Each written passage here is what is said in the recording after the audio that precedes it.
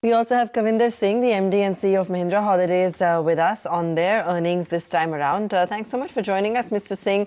Let's talk about the major drivers this quarter first. Okay, I think this quarter has been a great quarter for us. We delivered a 12.5% income growth, as well as we had a 24% growth in profit after tax. And I must say that we also would like to share with your viewers a very, very important milestone in our journey. We have now 251,000 members, 250,000 mark. As you know, that typically families would have 3 to 4 people who would travel. So we have now 1 million member base, which is traveling through our resorts. And I think the fact that we were able to grow our income, we were able to grow our profits, and we were also able to increase our profit before tax margin by about 90 basis points is an immense source of satisfaction in this quarter. And I would also like to add that Holiday Club Resorts, which is the material subsidiary of Mahindra Holidays, also turned around, and this has been a great quarter for them as well. Right. Your margins have come in healthy. Do you think, these kind of margin levels would sustain going forward as well? So I think in our business, the biggest strength that we have is the large member base that we carry. Now, as you know that because we have a large member base, we have an accrual of VO income, vacation ownership income. We also have an annual fee income, which is pretty steady, and it has grown in this quarter by about 11%. So if you look at YOY, the fact that we keep on adding members to our cumulative base helps us to grow our incomes, while we have to obviously keep a good control on the cost, both at the resort level as well as at the customer acquisition level. At the resort level, we have taken very, very big initiatives, and particularly in solar installations as well as heat pumps, which has helped us to save resort cost significantly. So on the customer acquisition side, we are using digital as a route for customer acquisition, and we are spending lots of money on the brand to build the brand pull, which will eventually lower the cost of acquisitions. So I think the margins that we have delivered are definitely sustainable. Okay, what about resort income? Soft quarter there on that front. Do you see that picking up, and are you adding more resorts? So resort income should pick up because we are not only adding resorts, but we are also adding experiences. We are also trying out various F&B concepts, as a result of which in this particular quarter you saw our F&B income go up by about 8%. And this happens largely because this is despite the fact that we actually had a drop in our occupancy than what we expected because of the heavy rains in Kerala, Coorg and Himachal and Uttarakhand. So if you were to keep that backdrop in mind, the fact that we delivered 74.4% occupancy, 8% growth in F&B, and overall resort income up by about 4%, this is another source of immense satisfaction for us. And resort incomes would grow in line with 2-3 factors. Number one, what is our occupancy? Because that's something that we keep driving harder.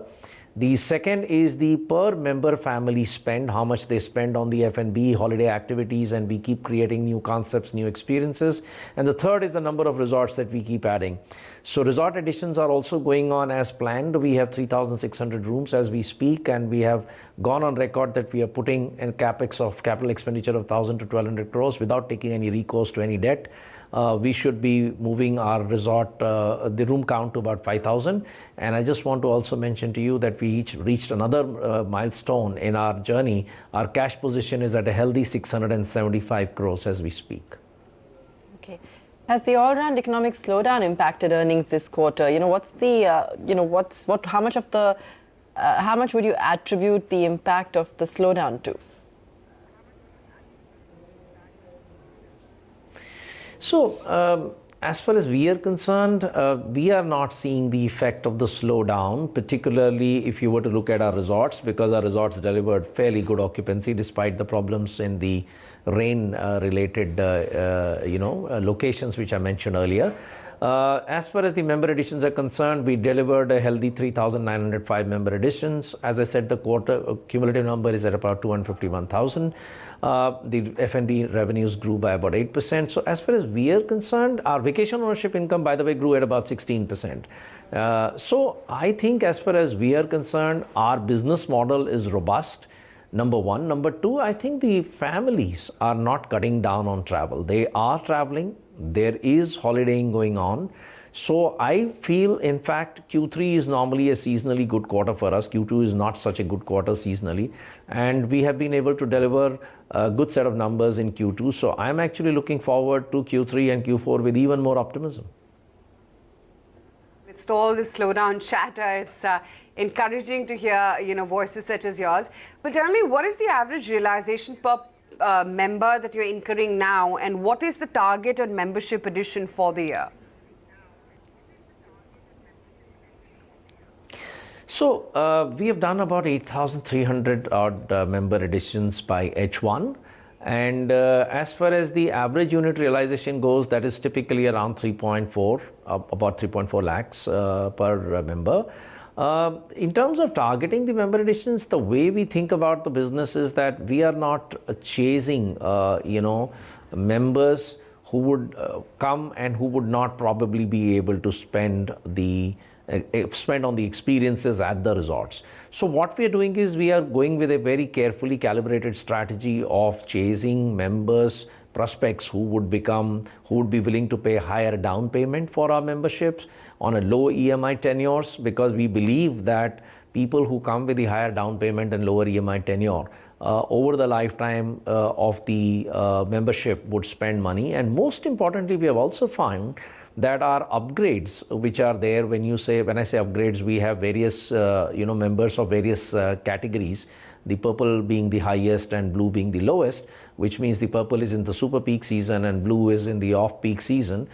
People are constantly upgrading. So we see upgrade as a huge opportunity, getting higher down payment, getting lower EMI tenure members. So we will continue to focus on quality member additions and retaining our members to ensure that we get a huge lifetime value. Our business is not truly a quarter-on-quarter business. It is a business we have to see from a longer term, and we have to constantly deliver value to our members and also to our shareholders.